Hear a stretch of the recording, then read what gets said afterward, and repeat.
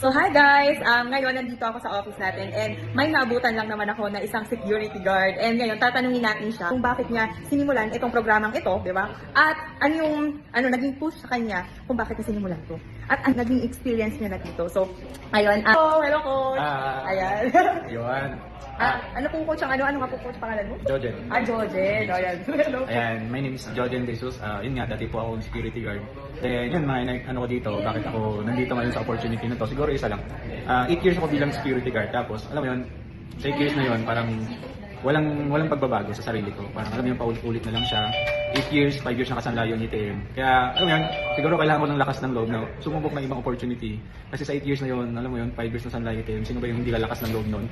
Kailangan lakasan talaga ng loob na umanap ng ibang opportunity.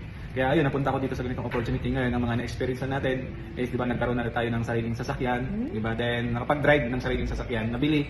Then, yun, nakapag-travel tayo ng international sa local. Last, kaka-travel lang din natin noong September 5. Ngayong buwan lang, 2 bansa po yung napuntahan natin, Singapore sa Malaysia.